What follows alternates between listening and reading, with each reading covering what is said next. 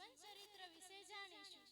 ભારત દેશની અંદર અત્યાર સુધી માત્ર અનુકૂળ પ્રગટ થયા છે। પહેલું રઘુકુળ, બીજું યદુકુળ અને ત્રીજું વલ્લભકુળ। અને આ વલ્લભકુળની અંદર વિક્રમ સંવત 1572 ના માગસર વદ નોમના દિવસે ચરણાટ ધામમાં શ્રી ગુસાઈજીનું પ્રાગટ્ય થયું હતું।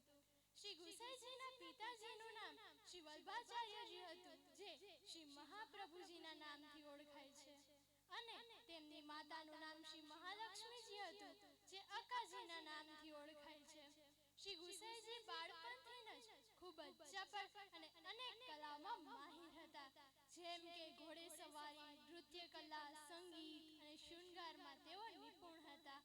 આ પુષ્ટિ માર્ગ શ્રી મહાપ્રભુજીએ પ્રગટ કર્યો છે, પરંતુ તેના પ્રચાર અને પ્રસારનું કાર્ય શ્રી ગુસાઈજીએ કર્યું છે।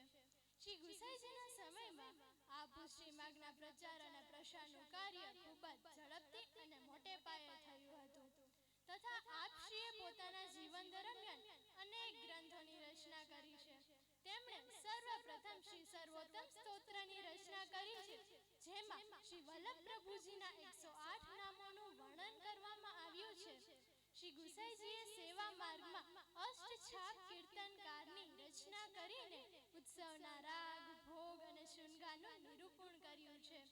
શ્રી ગુસાઈજીએ પોતાના જીવન દરમિયાન અનેક જીવોને શરણે લીધા હતા।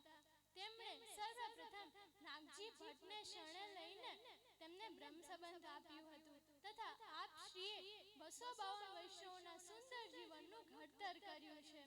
શ્રી ગુસાઈજીનો એવો નિયમ હતો કે જ્યાં સુધી તે બે જીવોને શરણે ન લે ત્યાં સુધી તે ભજન ન કરતા। આવા હતા આપણા શ્રી ગુસાઈજી મહારાજ।